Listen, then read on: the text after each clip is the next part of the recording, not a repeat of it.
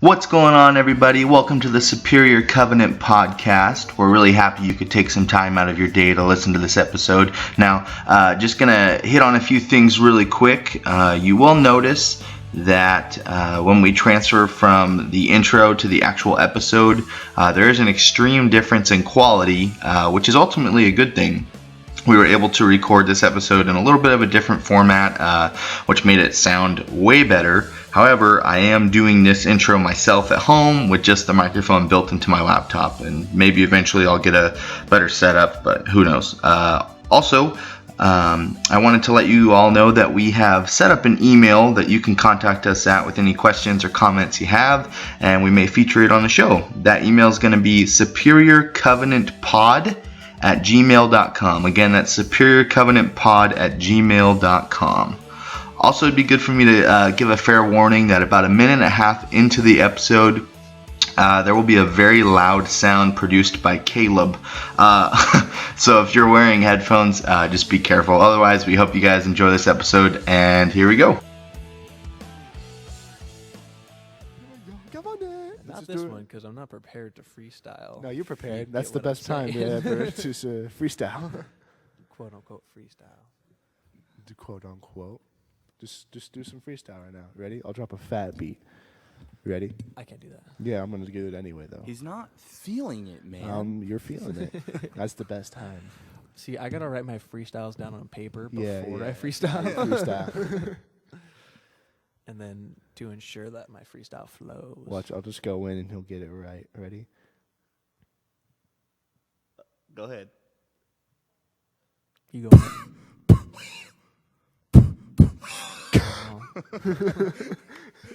We'll see. We are the asthmatic beatboxers. So tell us about that movie you were talking about. Like, what? Oh, the fifth wave. So I haven't even seen anything about it. Like, what's It's it about? hecka long.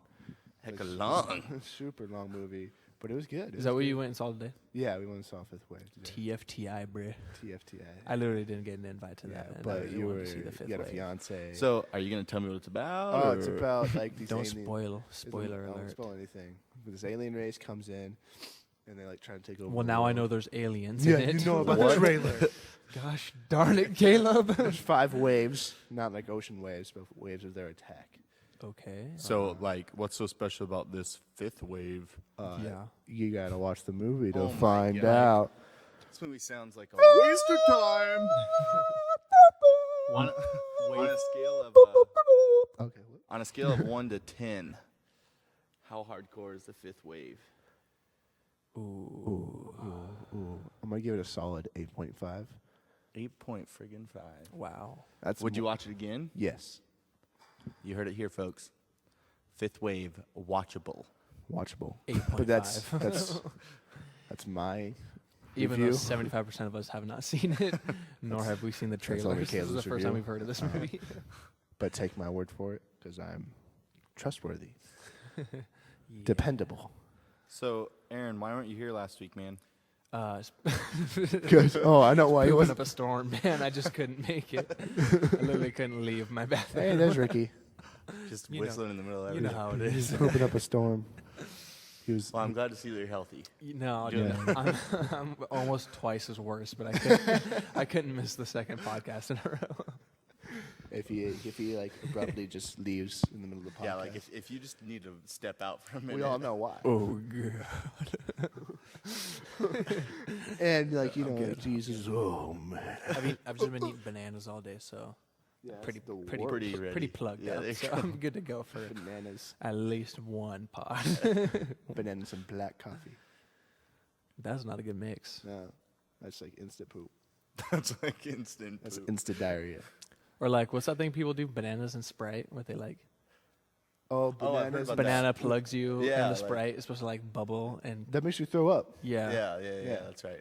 It's like the I have banana Sprite challenge. I remember- Go ahead. Oh, I was gonna say, I remember when I was a kid, I got hecka scared because I ate Papa Rocks and was like drinking soda, and then like one of my friends Oh, was 'cause of like, Mythbusters. "Dude, you're gonna die." He was like, "That's how people commit suicide." Oh my So I was like terrified all day, thinking I was gonna die with Pop So Rocks. And your I was like, stomach's "When's it gonna gonna- blow up?" Yeah. This is a ticking time. On bomb. Mythbusters, they had like 7 liters and like a whole box, like bunch of boxes of Pop Rocks until like the stomach actually exploded. Dang. I was gonna say my sister's boyfriend is like severely allergic to bananas, but every once in a while he'll just like pop in the car like munching on a banana, and we're like, "What the crap are you doing? Like, this is dangerous." He's like, "I don't know, it just sounded This is a really banana?" good." And last time it happened, like he had like 3 in one day or something, and we had to take him to the ER because he like swelled up like super. Stop super eating bad. the bananas. Enough. Swelled up. He had 3 just worth it. Ricky, are you coming over here? What's going on? Ricky, we're missing you. Ricky? I want to The pour into you, Ricky. The fans need to hear Ricky. Ricky. A.K.A. Richard. Ricky. I don't hear you. Can you hear me now? Whoa, special mic. Why does he get Wireless. That way I can move around. a wireless mic? It looks fancy. I say we're ready to rock and roll. It's what Are we ready to rock and roll? Alrighty then. Yeah, so last week I wasn't here, but I listened to the podcast, and kind of want to spin off a couple things that you guys were talking about last week. You guys kind of like talked about evangelism and like different approaches to different people, and things like that. What worked in the past or didn't, and you guys also talked about like people who claim Christianity but are like misrepresenting it. By just claiming it and then not living the lifestyle, and those things kind of mixed. It started making me think about just the evangelism and the example that Jesus left us, and how the church is, is it like, are we doing a good job with following that example, comparing and contrasting to Jesus's approach to how he kind of ministered to different people, Mm-hmm. And I guess one of the more interesting examples that we find in the Bible is Jesus just sitting with sinners, prostitutes and tax collectors, just sitting and eating with them, eating lunch, breaking bread with them and getting to know them. And I just kind of want to get your guys' just take on that whole approach to evangelism and kind of just seeing, are we seeing that in the church today, right now, and how are we doing that well, or I guess how we can do that better? So are you meaning like evangelism within our church, or just evangelism kind of? Yeah, just kind of just generally, okay. we were talking about how ministry can just be, day to day, things that you're doing. Yeah. Okay, say your question one more time. Well, it's like the acceptance of others. That's how Jesus evangelized. He didn't see their sin or anything. He just saw them as people that needed love. Mm-hmm. So that step forward of evangelism, do you see the church doing that today? Is that what you're trying to say?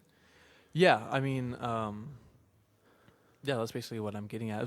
Because I kind of feel, and I don't know if this is just me that's feeling this way, but I don't know, I kind of sense a kind of a pulling back, these days with that whole approach of kind of meeting them where they're at, kind of, I feel like there's an uncomfortableness with being around, quote unquote sinners. Mm-hmm. It's we've kind of seemed to be a little more comfortable with, not reaching out to them in that way and getting to know them in that way. But I think that Jesus left that example because it's one of the most effective ways, to show his love, to show God's love. Yeah, and I think I would totally agree with that.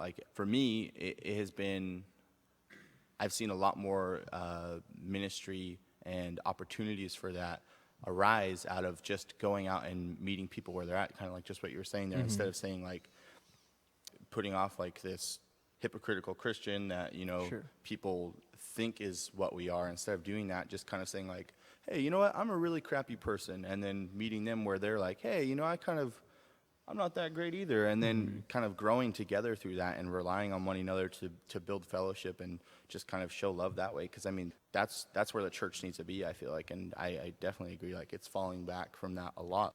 I think even less and less. This is kind of a stereotypical example, I guess, but to just reach out to the homeless in our community. And our community has a lot of homeless people.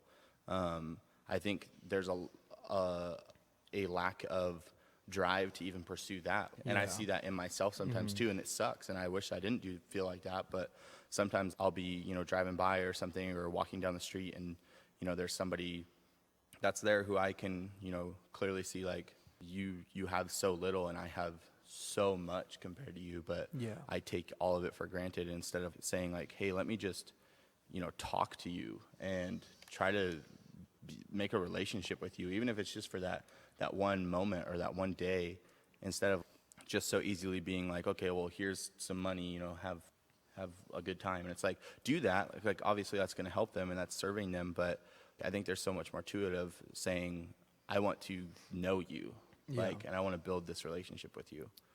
I have a buddy, his name is Trevor Johnson, and he was telling me that something he likes to do, because for a while he was just, throwing a couple bucks here and there, towards some guys who were asking for money. But he started to tell them, he's like, I'll give you, $5, but you got to talk to me for like 10 minutes. Like, will you just have a conversation with me? And he was almost kind of like buying their time, I guess. But like the dudes were always like down, and basically he would just be like, so like, tell me your life story, like tell me about yourself. And he was telling me that like he got some like super awesome conversations out of it. He also got like a lot of like aliens here, like some crazy things here or there. But a lot of them ended with him just like preaching to the guy, and kind of ministering to him and just sharing his story, in return. Like the guy's like, he shared his story, so Trevor would share his story and the grace and love in God that he found along his life. And I just kind of thought that was like a cool thing that he, a cool way to kind of like just talk to people and get to know people. Yeah.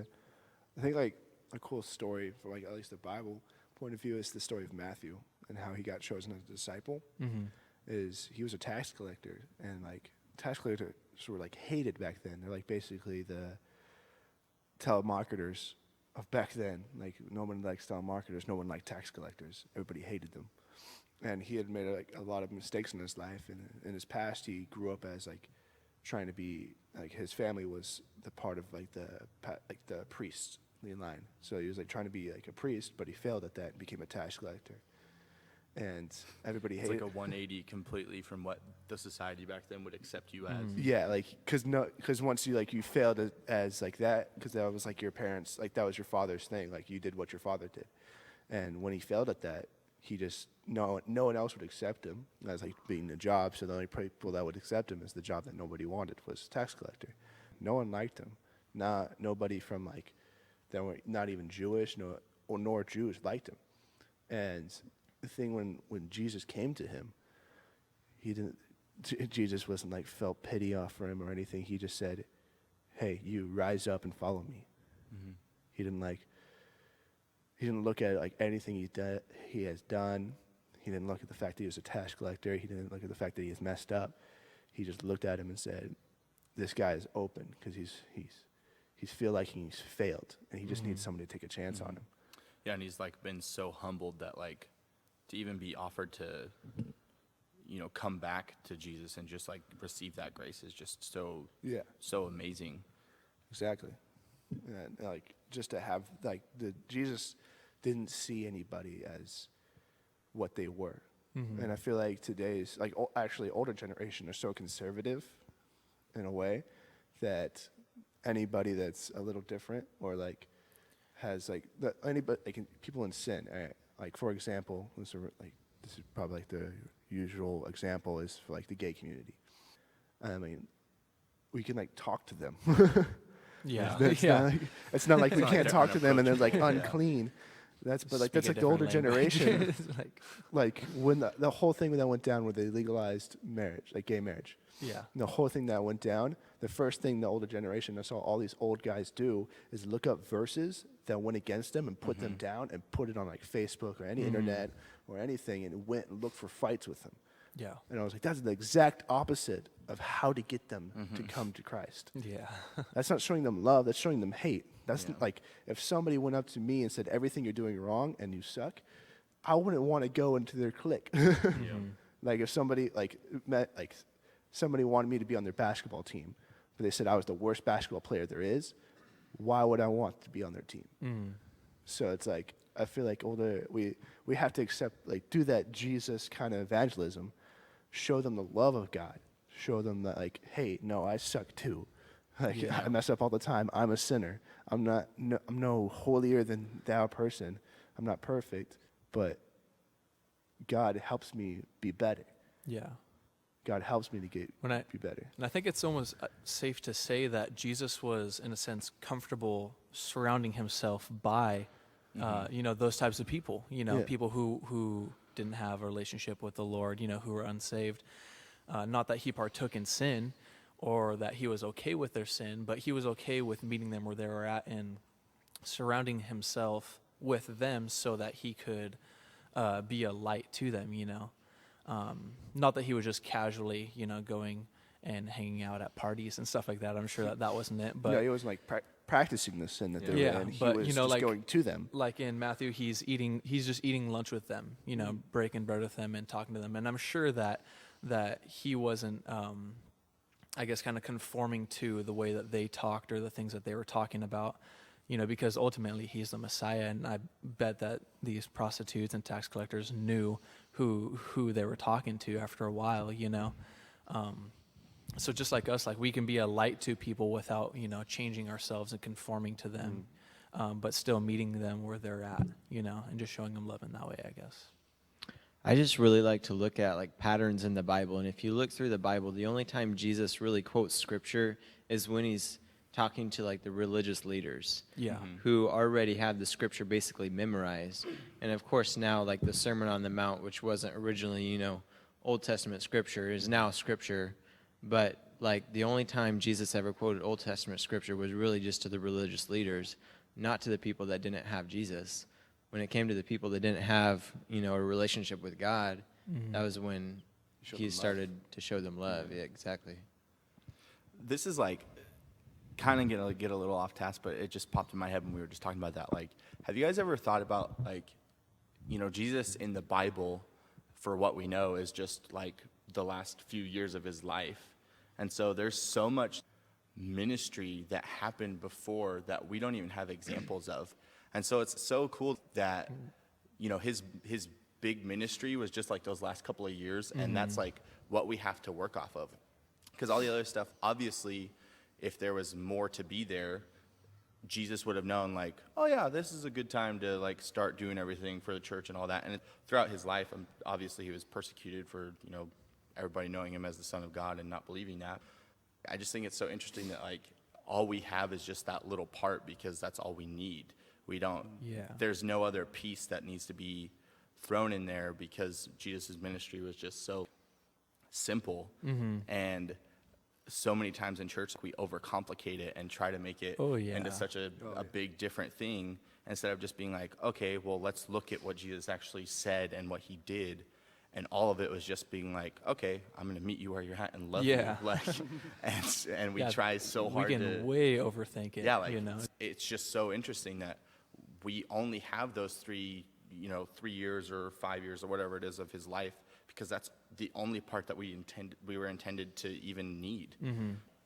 Because if we had his whole lifespan, it'd just be the same thing. Like, his message is so basic and so just loving that, like, I think people just miss it because they're looking for something more complicated. And that's all it is. Like, it's just so simple, and it gets overlooked a lot that way.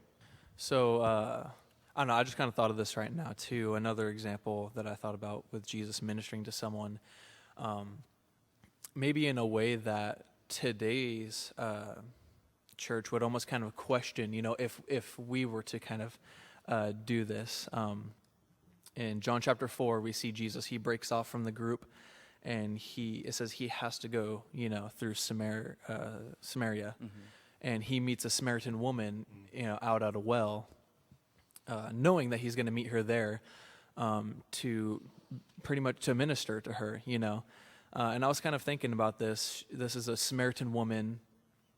Jewish men didn't talk to Samaritans, and then a woman at that, So it was like one thing that he was going to go meet this girl there, And then another thing is this girl was kind of known pretty much for sleeping around, and he kind of points that out, that she has been with so many men in the past, And we see Jesus out at this well, one-on-one with this woman, and it's almost like he's not worrying about what others are going to say about him, seeing him with her. He's not worried about his reputation so much as he's worried about releasing this woman's faith in God, And I think that we can do that. We can like limit ourselves at times because we're kind of scared of, what will, if church, family sees me with this person alone, what are they going to think about me? What are they going to say about me, I agree.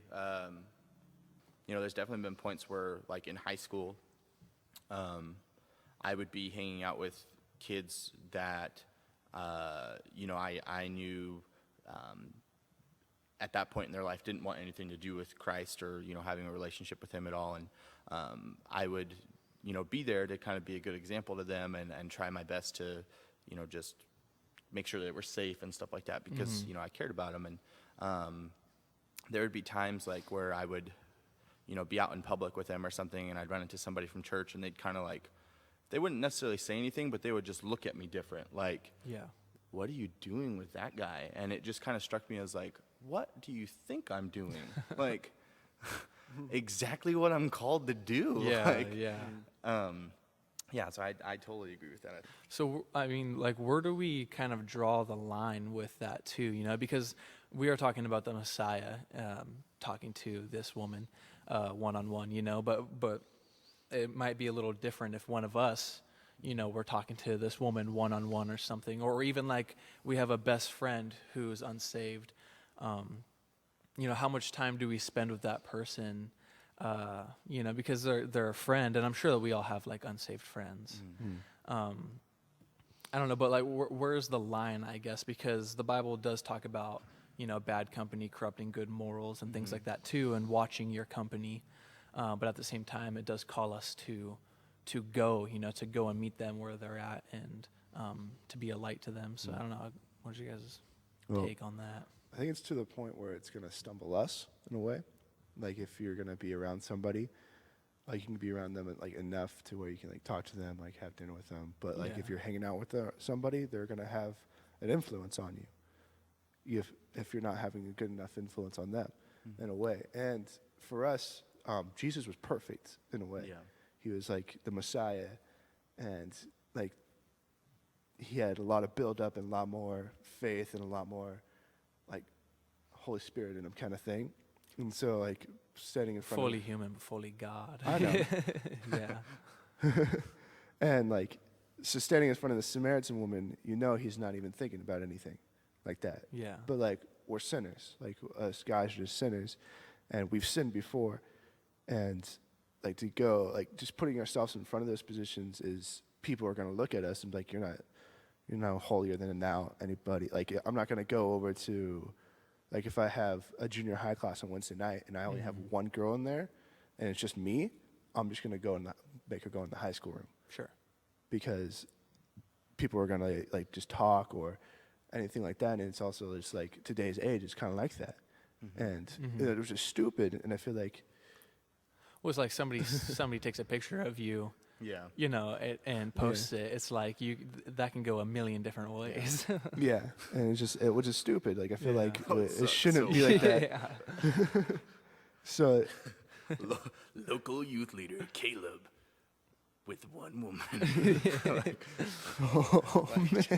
That can get blown up easy. They get blown up so easy, like because rumors fly, and like. So in a way, we have to have like to a point where we know that no one's going to talk about it. So we have to put those barriers up, which sucks, is because like even though that's not going to go through our minds, that's not what we're thinking about or anything like that. That's what other people are thinking of us. Where because people think almost think the worst in people, which sucks because the way. It's another thing, like how Jesus evangelized. He thought the best in people. He loved them, and like just going through that. Like we just have to put those barriers up because people are going to talk about us. Sure.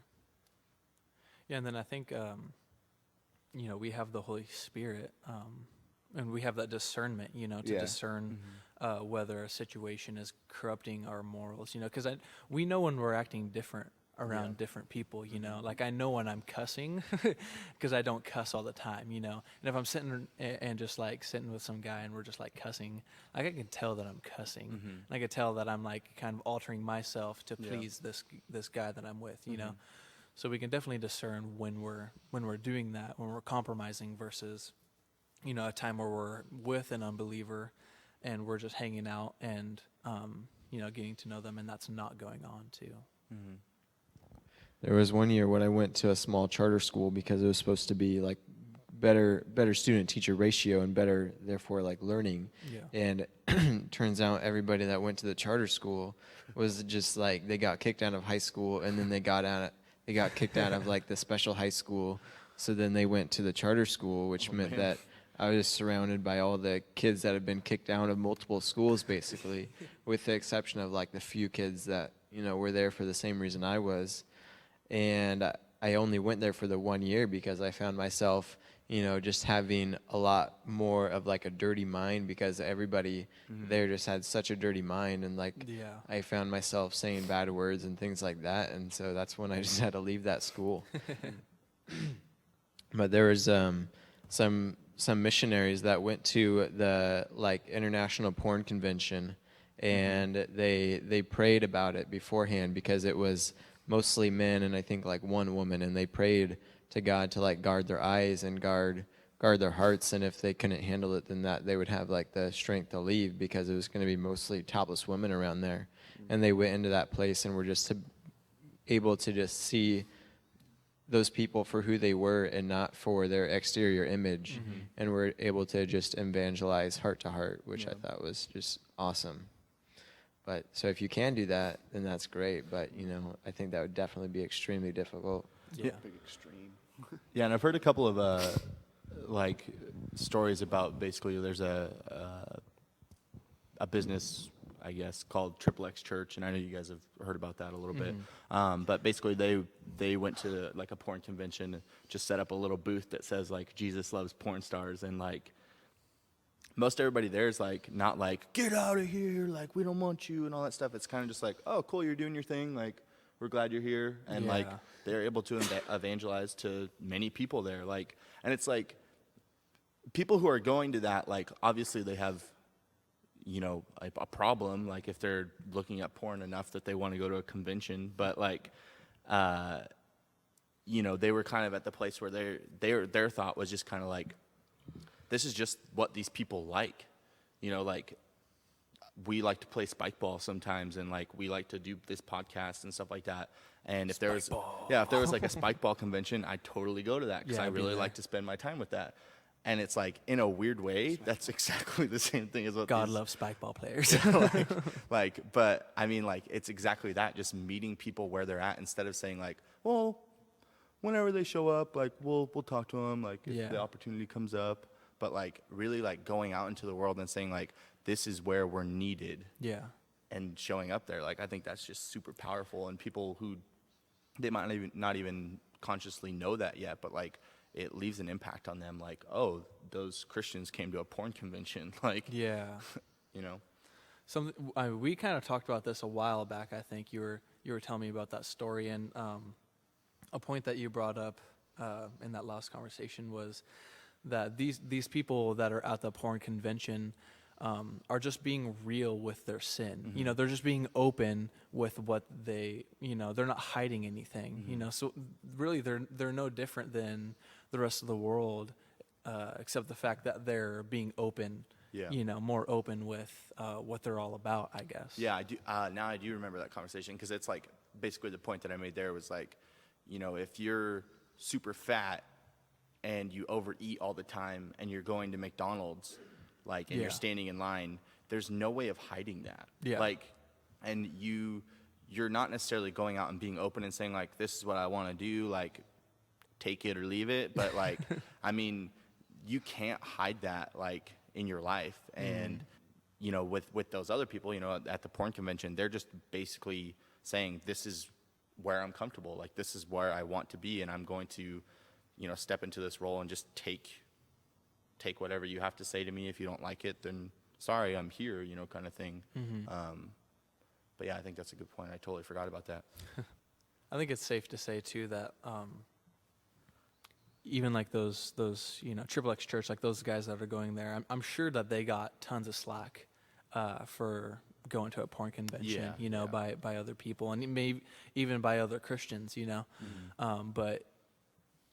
but I think for them, I know it's so much more worth it to get that if they're ministering to people, and even if one person got saved there, or they planted one seed, like that's so much more worth it than to have all that said about you, like that's like the important thing, is ministering, not what's being said about you, I guess. And I think that we can easily get caught up with that, Well, they were just basically doing the same thing like you were talking about, like they were just open about their pornography. The Triple X Church is just being open with their Christianity, their faith, in a way. They're just going there and doing like kind of the same thing as they were. And they were just being open about it, like we're Christians, we love Jesus, and we're here to like love on you guys. And they were just doing what they like. And I feel like a great way to evangelize is just being open about your faith, like not being afraid of what other people are going to think of you. Yeah, and that's like Jesus was all about that. Literally, like he claimed to be the Son of God. He did all these things, and he was super open about it. And like that's something I fail at all the time, of just being super open about my Christianity and my faith. Like I even get nervous about praying in restaurants. And just doing that kind of stuff. So like that takes a lot of cojones in a way to go for the Triple X Church to go there and just be like super open about it, and just like not care what people are going to think of them when like the people there at the pornography convention are doing the exact same thing. And so like I feel like that was like they kind of could respect them for that in a way. For sure. That's it? I mean, that's all I wrote down on my paper. But final thoughts. I got one. Can I? You got a final thought? I got a final thought. Okay, because I got a final question, and this one is a doozy. I'm gonna do mine real quick, and you can do your final question. Your doozy. You just bombed that question. So I thought of this a while ago, back when we were talking. We brought up homosexuality and just some interesting topics there. And I've kind of been hit with this question a couple of times, and it's one of those like stumper questions, I guess. It's kind of harder to answer. But the scenario: you bake cakes. You bake cakes, right? You're a baker. What kind of cake? Wedding cakes. Oh, he is getting married. And a homosexual couple comes into your bakery and asks you to bake their wedding cake. As a Christian man, do you bake the cake? I see absolutely no fault in baking their cake. I also agree with the fact that, because this has come up quite a few times, like in the past couple of years and different scenarios and stuff, I also think that the business should have the right to say, I don't want to, but I also feel like as a Christian business, if that's what you're going to put out there and you say, I'm not making you a cake because you're gay, you are failing super hard at being a Christian business. Yeah. Like, if you are saying, I'm not going to accept you so much that I'm not willing to make you a cake, even though that's what I do for a living, like, I just feel like that's so not what we are called to do in any way. Like, you making them the cake isn't saying, I'm super happy that you're gay and you're getting married. It's just saying, all right, you can have the cake because this is what I do for a living. I'm not going to place any judgment on you and just be on my way. Yeah. You're a paying customer. Like, obviously you go to them because you're like, I like the quality of your work. If they don't, I don't know. I just think it's dumb. Like, if you don't want to give me a cake, like, I guess you don't have to, but there's just no reason not to. This is the kind of way I see it, too. I mean, you got one scenario where the cake guy says no, and maybe he's really polite about it and respectful, and he's like, I just don't feel comfortable, I feel like as a Christian that it's not right for me to, or whatever it is, and then that couple leaves that place with a sour taste for Christians, which the other scenario is the guy says, yeah, I'll bake your cake. And then they can kind of see that love, and I'm sure if you're a Christian business, you're probably known as a Christian business, or something about your business says that you're a Christian, and then they leave with that idea in their mind, like this Christian man is baking our wedding cake, and that would speak so much more to them than someone just saying no, Yeah, because the point of saying no is to say, I don't agree with what you're doing. Yeah. And so to just say yes is to just show them God's love, which is just exactly what we're supposed to do in a situation like that. Yeah, I mean, like the argument is like saying like if you say no, then you're not supporting their gay marriage, and like as a Christian, like I'm just being like devil's advocate. And this is what like people would say to it, like other Christians would actually say this to you if you did that. You're like, well, are you supporting gay marriage now? Since you, I don't think saying yes is saying that you support. I think you're saying marriage. for sure. Giving you a cake, you're gonna give me money. It's your job, you job. bake cakes, you bake wedding well, cakes. Well, it's like if like a gay couple, you owned a restaurant and a gay couple came in and ordered food, would you say get out of my restaurant? Yeah. No, it's not like that. Just that scenario is that you're actually making something for their wedding, but. And plus, even if you say no, it's not going to stop their wedding. That's what I was going to say. Is I think the idea behind some of that is just I'm going to convince you not to get married because I'm not going to bake your cake. Yeah. You know how many places bake wedding cakes for people? They can find anywhere else to do it. They chose you for a reason because they like the quality of your work. They want to get your cake, and they didn't think it was probably going to be that big of a deal. Otherwise, they wouldn't have went in there. But I've thought about that quite a bit, and we've talked about it in my government class, just to debate and stuff like that. But I totally think there's no reason not to do it. It's completely just stupid not to just make them a cake, and I don't want to say cake. The cake. I don't want to say that I'm not saying whoever's if you disagree with me and you're listen to this, I'm not saying you're stupid. I'm saying if you look biblically at what Jesus taught, I don't think it agrees with it at all. Mm-hmm. Yeah, we're not called to fix people's sin, to try to fix them. I'm not baking your cake because I'm a Christian and that's wrong, and blah blah blah. And boom, it's now you're just I don't know, hammering someone. I don't think that's what we're called to do at all. That was story of Peter and Ricky, you look like you got something brewing. Ricky, you can go. I'm waiting to hear this, man. Ricky, you can go. Well, this is, a semi-serious question, but back to Dylan's example about the McDonald's. What if a very obese couple comes into your cake shop, they're getting married, they're a straight couple, but they're obese, and they want just the most unhealthy cake you have? Yeah. Then what do you do? Yeah, I definitely said no. Would you say challenge no? accepted. This cake is gonna be nasty. It's a Big Mac cake. And I think that's a good point too.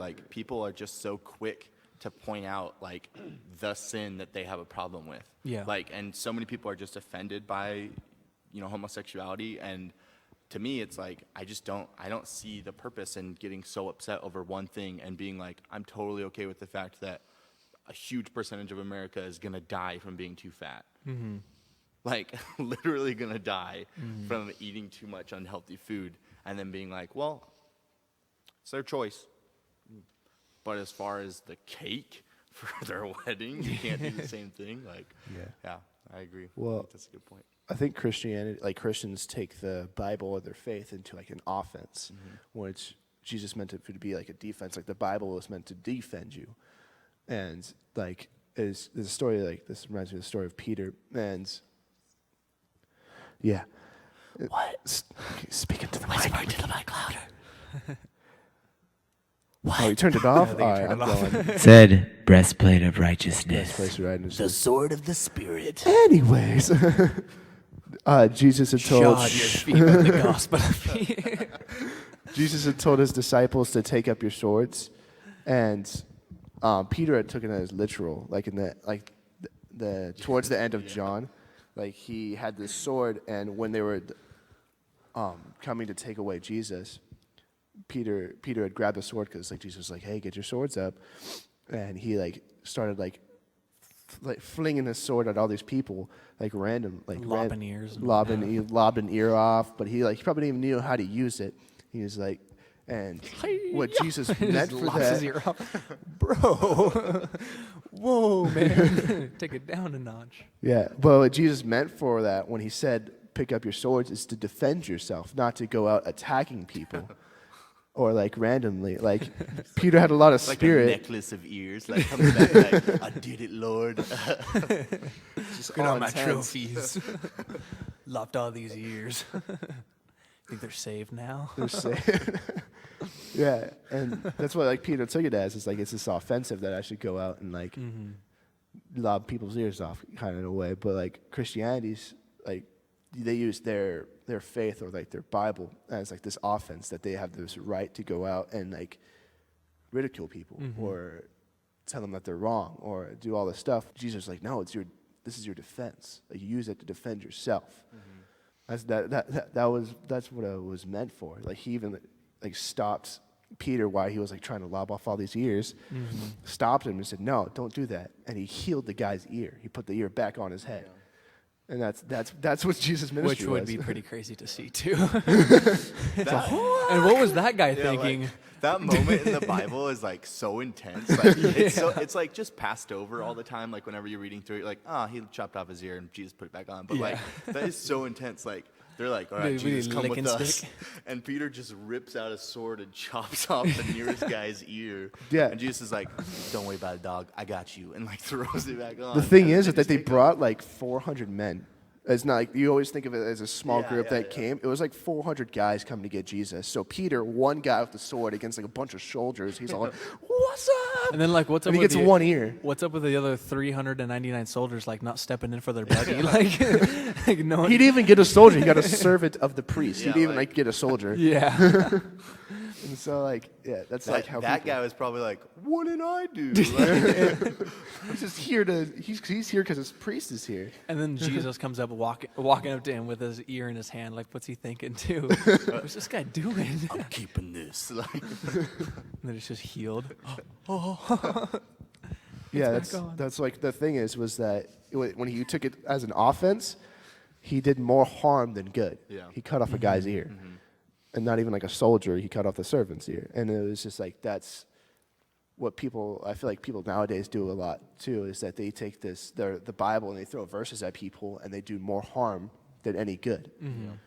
And it's up to like Jesus basically to come in and like show them the love.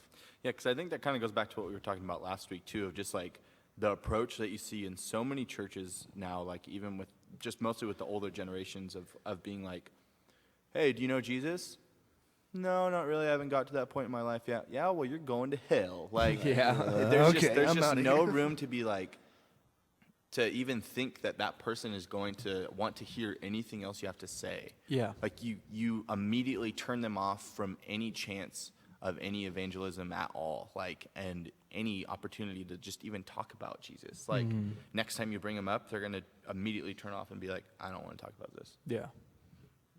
It just sucks. All you oldies, listen up. Not to point anybody out or like center any group or anything. And not to say that we hate old people. We Oh, love no, we old people love are We great. love we old love people. We love. They give like the best hugs and they smell nice. If you think cabbage smells nice. There's always a distinct, No offense. There's a distinct cabbage smell to all old people. How old do you have to be before that cabbage smell starts to develop? It just sets in like right after 55. Like Yeah. it starts to linger. The day of 55, cabbage. It's terrible. My dad's been smelling like cabbage for like 6 years, and I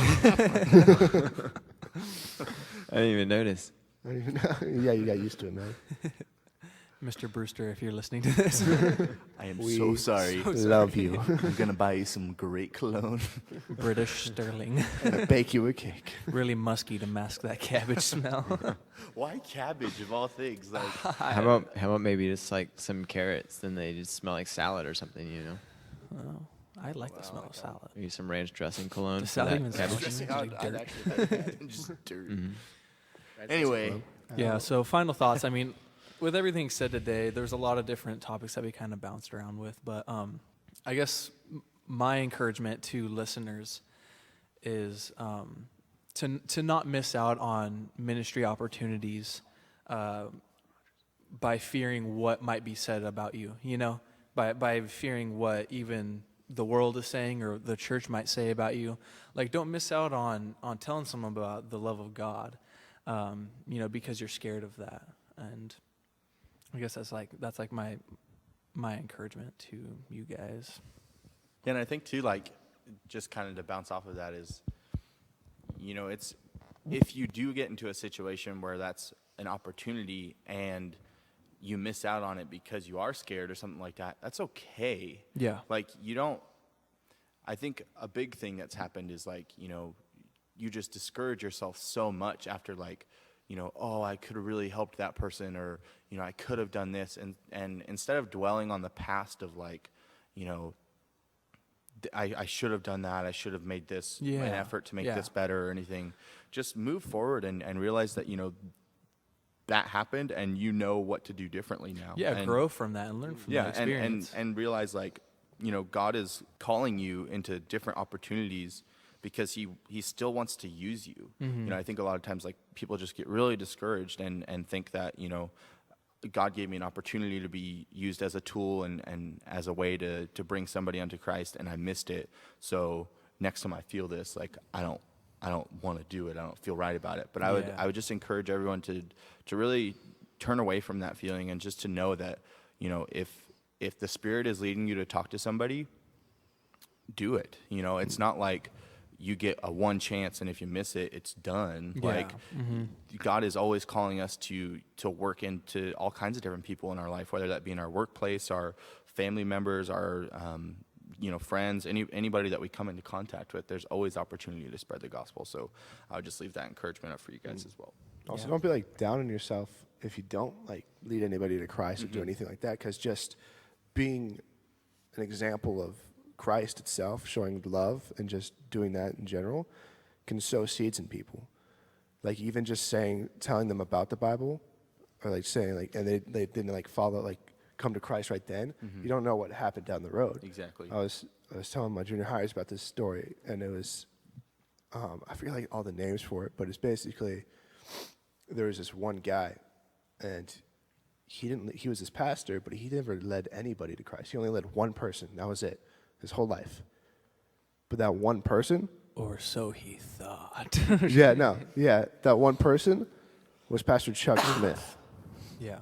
And Pastor Chuck Smith made, like, this Calvary Chapel and all this stuff, and, like, led so many people to Christ just from that one guy taking the time on Chuck to bring him to Christ. Mm-hmm. Well, you've got to think about, like, even, like, as an example in the Bible, like, the work that was done in Paul after, Christ's death, like, just to go out and the transformation that was done in Paul's life. Like, he's just such a good example of the fact that there's so much grace, like, with God and with the love of Jesus. Like, there's so much room to grow and to expand and to not dwell in the past and just get past that. Paul was a horrible person hunting after Christians and murdering them for being a Christian, and then became one of the greatest missionaries that the church has ever seen. So, like, kind of with what Caleb's saying there, you never know what's going to happen, and especially, like, down the road, like, there could be somebody that hears this podcast, never listens to us again, and isn't really touched by it immediately, but it could have an effect on them down the road in their life. And, like, if that's all that we get out of this whole thing, awesome. Like, that's amazing, and I feel super blessed to be a part of it. But Ricky, I know you're way over there. Do you have any encouraging words? Ricky. He wants to let you guys know that he loves all of you guys all of God's so children. much. Ricky, you got any shout outs or more than you can imagine? So we obviously didn't have Sonny or Matthew with us today. I don't know if they're going to show up R.I.P. all the time, but possibly. Okay. But they love you guys too. And so, yeah, we gotta come up with, like, a little ditty, like a little. We'll just sign out with some know? beatboxing. Let's sign out with some beatboxing. Superior podcast. Covenant. Superior Covenant Podcast. Yeah. Cut. Please cut.